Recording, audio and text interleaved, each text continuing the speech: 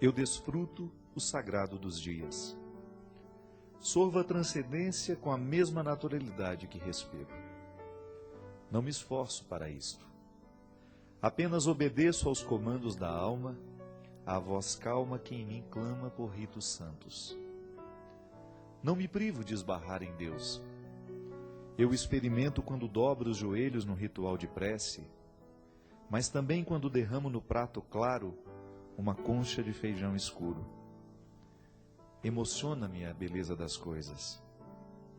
Comove-me a delicadeza divina, o gesto generoso de deitar sobre o ordinário de minhas demandas o seu manto sagrado. É litúrgico viver. É o corpo que declara.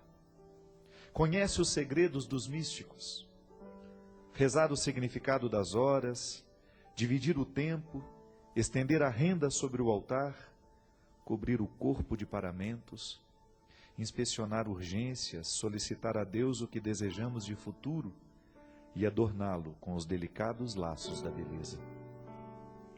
A amarra é redentora. É por meio dela que nos experimentamos e explicamos o passado. É miraculoso retornar. O já vivido recebe as abluções que perdoam. Nas águas do Rio Santo que corre em mim, mergulho minha humanidade. Guaro diariamente o encardido da alma. Exponho ao sol as nódoas que perturbam meu amor próprio. Exorcizo a tentação de nivelar-me ao imundo do mundo. É necessário viver, andar na direção de tudo que me desperta os sentidos, fomentar o sorriso dos que passam por mim. O esquartejamento das alegrias potencializa sua permanência. Dou-me aos outros sem prejuízo. É eucarístico amar. Tornar-me o pão diário que o outro mastiga para suportar viver. É confortante servir. É o léxico divino se encarnando em parcelas humanas, propondo palavras, gritando verbos, inventando adjetivos que restaura a beleza dos que estão negados. É admirável observar. Sobre os altares profanados, rostos desfigurados sugerem profecias. São verdades revolucionárias, desconcertantes. Miseráveis imersos em misteriosas alegrias nos desinstalam. Carecem de tão pouco para sorrir. Um caixote à beira da estrada e uma lua no céu, só isto. Tudo mais é invenção. O espírito livre enlaça os sonhos que o mundo desprezou. O ausente é inventado. O corpo que sonha recebe as recompensas do objeto sonhado. É necessário sonhar. Eleger no coração a fração da existência que ainda não sorveu o ar. Eu não desisto. O suave respiro do mundo sincroniza meus passos. Dou-me em segredo aos anseios do coração indômito. Ele me consome. Sente dobrado tudo o que o visita. Foi inoculado com o vírus da melancolia, não me importo. Sofro de poesia. Sou arauto do verbo que recebeu na carne o dolorimento da existência. É impossível não crer. As cenas da vida me pulverizam de fé. A mesa posta não comporta nobreza. A vitualha que está servida em nada me recorda os banquetes que já vi pelo mundo, mas é minha. É o que tenho. Mais vale a simplicidade que apacenta do que o luxo que desgoverna. Eu aprendi com o tempo. Perder foi essencial. Ganhar também. Depois de tudo ter, saber relativizar o alcançado.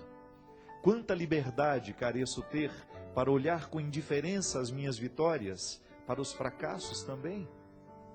A fachada de vidro conduz minha mão à paisagem para dentro da casa.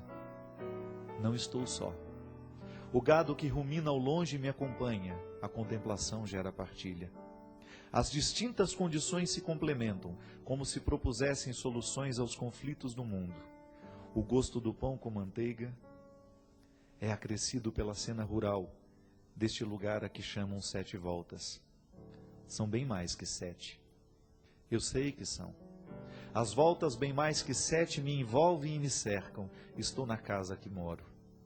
Mais que isto, estou na casa que mora em mim. O verde ao longe é mastigado pelos animais num movimento que parece nunca terminar. O que aos meus olhos é beleza, para eles é sobrevivência. Sirvo-me de café recém-coado. O negro do líquido preenche o branco da louça. Completo o acontecimento.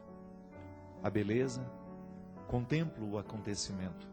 A beleza antecede a saciedade. Os olhos comem antes que a boca. É luminosa a fome. É epifânica, grandiosa, bíblica. O gado me recorda. Também eu careço ruminar nutrientes. O corpo vazio solicita repasto. Dou-lhe o que pede. É questão de sabedoria. A ancestralidade de minha condição me faz caçador. Para que a alma não se indisponha à beleza, o coração, o corpo, carece estar alimentado. O sabor se mistura ao que sei sobre mim. A matéria nos encaminha aos labirintos do espírito. Juntamente com o pão, trituro o sonho do dia. Almejo me possuir para depois me oferecer. Ser pão no banquete da amizade. É só o que quero descobrir. Muito boa noite. É com muita alegria e com esse texto do livro É Sagrado Viver que nós começamos o programa Direção Espiritual. Esse texto eu escrevi tem pouco tempo. Foi escrito nos momentos finais da entrega do meu livro à editora. E aconteceu como está descrito mesmo. Estava tomando café lá na minha casa. E da vista bonita, né, que tenho, eu extraí esse desejo, sabe, de viver a perspectiva e a dinâmica do sagrado nos meus dias. Até então, o título era outro. Mas naquele momento, como se derramasse sobre mim uma voz de Deus calma, tranquila, que soprasse nos meus ouvidos isto: Padre Fábio, resgate junto àqueles que lhe escutam, resgate junto àqueles que lhe assistem, que lhe dão crédito, que é sagrado viver.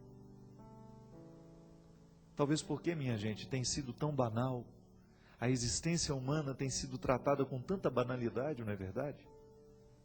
Nós precisamos ir à rua, lutar pela vida, para que não abortem as crianças, para que não matem os velhos, para que tenham paciência com os fracos, para que amem os que precisam ser amados. É lamentável que nos dias de hoje a gente tenha que solicitar o que deveria ser natural entre nós. Aliás, é tão cansativo, né? Você sabe disso. É tão cansativo quando você precisa solicitar amor. Quando o amor não é um acontecimento natural na sua vida, quando ele não vem naturalmente das pessoas que lhe rodeiam, quando o amor não acontece com aqueles que deveriam lhe amar, é tão desgastante. Por isso tem sido tão difícil viver, por isso tem sido tão estressante viver, por isso tantas pessoas deprimidas nos dias de hoje, tantas pessoas machucadas, sem o dom da alegria. Porque perdemos a sacralidade da vida, porque perdemos a ritualidade, porque esquecemos ou desaprendemos ou deixaram de nos ensinar, não sei. Alguns desaprenderam, mas infelizmente muitos estão nascendo e não estão aprendendo que a vida é sagrada. E que o sagrado é o cotidiano. Essa oportunidade ordinária. O que é o ordinário? É o que está na ordem do dia. É aquilo que não muda. É aquilo que vai acontecer sempre. É você extrair desse ordinário que lhe pertence a sacralidade. É você perceber que há uma aura mística. Por isso o texto chama epifania. O que é epifania? É manifestação. A sarça que ardia diante dos olhos de Moisés era uma manifestação divina. Mas onde estão as sarças que precisam também chamar a minha atenção para que eu descubra que o solo em que eu estou pisando é santo? Como é que eu posso descobrir no meu dia a dia, no meu local de trabalho, vivendo a rotina que tenho todos os dias, descobrir que ali está acontecendo alguma coisa sagrada? Eu não me perder neste emaranhado de acontecimentos, eu não me perder neste emaranhado de compromissos, eu despertar esse dom que foi colocado em mim de me alegrar. É engraçado que a ritualidade da vida nós começamos a perder justamente no momento do alimento, né? Hoje nós corremos quase que só para alimentar o corpo. Naquele momento eu tomava um café e, vendo o gado ruminando no pasto, descobri que preciso fazer a mesma coisa. O alimento do gado é um alimento demorado. Eu nasci na roça, né? Não na roça, no interior do interior do interior. Mas tive uma vida muito ligada à zona rural. A minha irmã morava na roça, era lá que eu passava minhas férias. Sempre gostei do contexto rural. E aprendi desde muito pequeno que o gado rumina. O gado come aquele mato, aquele capim, ele vai para o estômago e volta, né? Ele fica o tempo todo ruminando, como se fosse estar extraindo ao máximo os nutrientes daquele alimento. Nós não. Nós não sabemos mais ruminar as coisas, a vida. Nós não sabemos mais demorar nos acontecimentos.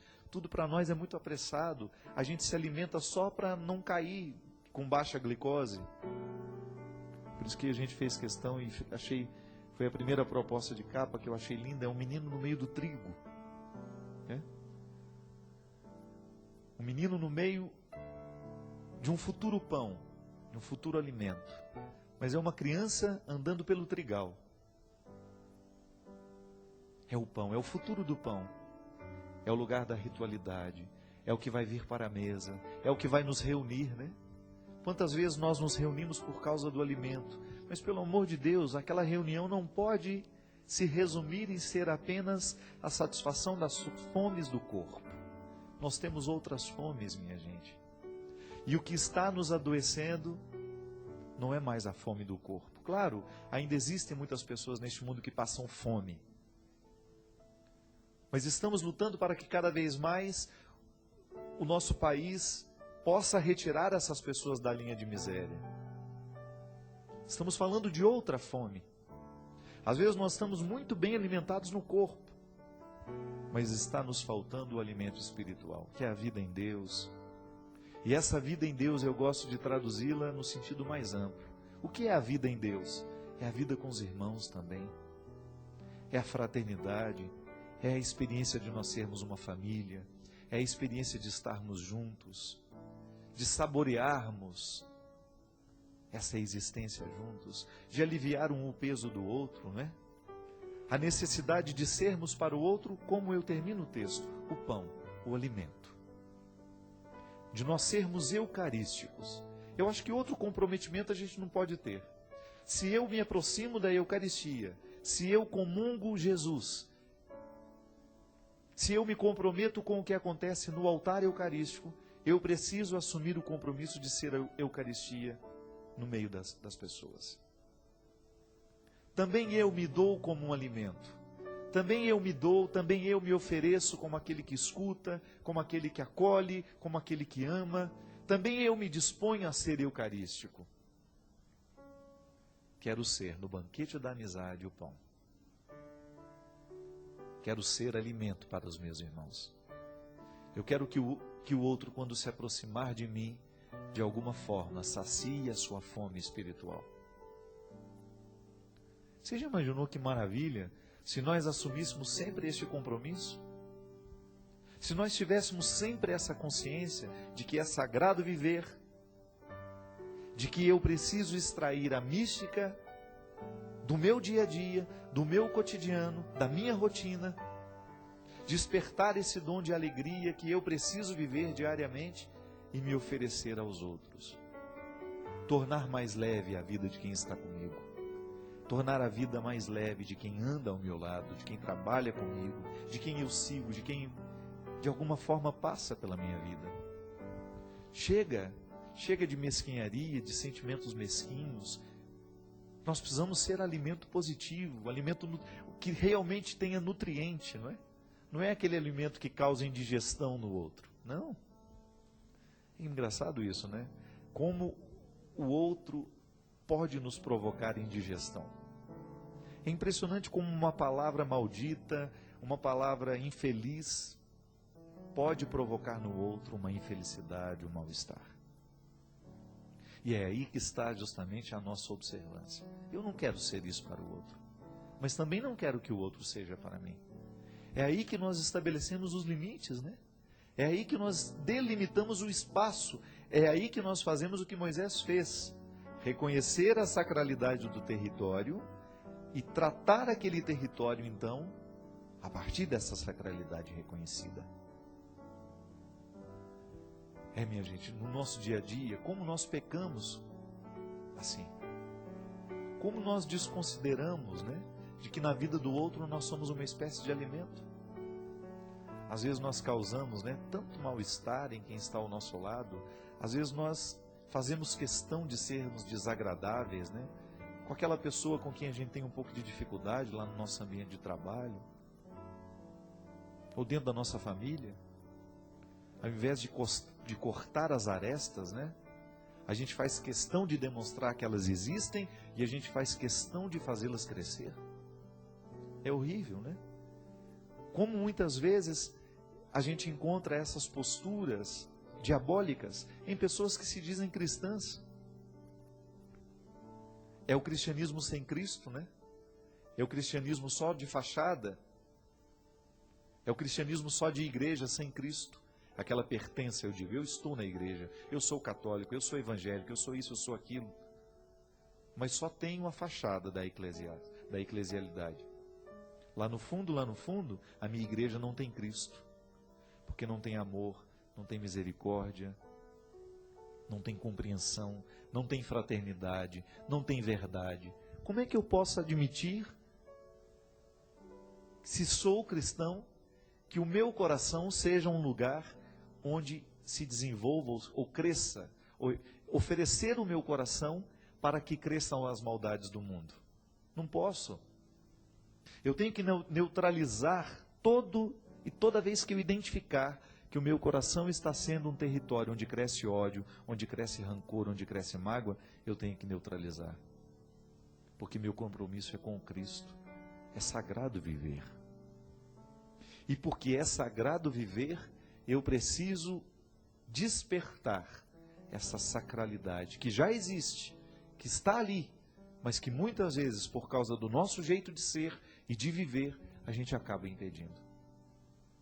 Pensa aí você, nos seus ambientes de trabalho, né? Nos lugares que você frequenta. Você desperta o que é sagrado ali ou você desperta o que é mais diabólico?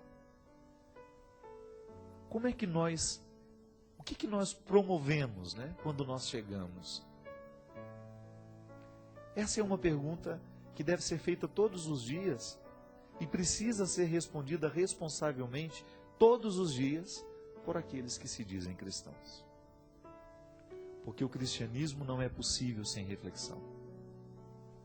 É refletindo assim, diariamente, que nós vamos identificar se nós estamos no caminho certo ou não. Porque é fácil a gente se desviar do caminho. É fácil a gente ficar dentro da igreja e não ter Cristo dentro de nós. Não basta estar dentro da igreja, é preciso ter Cristo dentro de nós. E o papel da igreja é nos oferecer o Cristo. Se eu não estou nutrindo esse Cristo dentro de mim, com a minha oração, com o meu esforço diário de acolhimento dessa graça, que se mostra do controle que eu preciso ter de tudo aquilo que em mim é diabólico, a minha experiência é falsa. Ela é hipócrita. E hipocrisia não salva ninguém. O que nos salva é a verdade do coração, minha gente. Em última instância, estará você diante de Deus, tendo que dizer a Ele aquilo que Ele já sabe, mas por você mesmo, sendo capaz de reconhecer se essa salvação é para você ou não. Às vezes eu acho que o julgamento final é assim. Deus não diz uma palavra. É a gente que, estando totalmente iluminado, de consciência iluminada, a gente mesmo é capaz de dizer se merecemos ou não. E é por isso que eu acredito muito num projeto de salvação que se antecipa no tempo. Eu não tenho direito de esperar pela minha salvação escatológica somente, aquela que vai acontecer apenas depois que eu morrer. Eu preciso lutar pela minha salvação histórica também, que é justamente a oportunidade que eu tenho de trazer alegria aos meus dias, por pior que esteja a situação. Eu preciso salvar cada instante da minha vida. Eu preciso salvar cada momento do meu coração. Cada momento que Deus me dá. Cada hora da minha vida, do meu dia. Meu dia tem 24 horas. Queria até que tivesse mais, mas são 24. Eu preciso viver essa experiência de salvar cada hora do meu dia, cada minuto. Como? Fazendo com que as minhas horas, os meus minutos estejam ocupados por sentimentos bons, por coisas boas, por pensamentos positivos, por sentimentos nobres. Porque eu posso viver uma condenação antecipada assim, eu posso fazer um inferno da minha vida. Basta eu ocupar o meu coração de sentimentos mesquinhos, de sentimentos danosos, nocivos. E então, a minha vida vira um inferno. A minha vida vira um inferno. E faço um inferno na vida do outro. Mas é sagrado viver. E porque é sagrado viver, se antecipa no meu coração esse desejo de trazer a eternidade para cá. Tomando o seu café da manhã, você experimentar que é sagrado viver. E ao experimentar essa verdade, você proporcioná-la a quem você encontrar depois. Porque se é sagrado para você, e se essa experiência é verdadeira, se você se deixa tocar pelo sagrado da vida, você sem dúvida vai fazer a diferença no mundo onde você vive. Nós vamos para um rápido intervalo, a gente volta já já com o programa Direção Espiritual.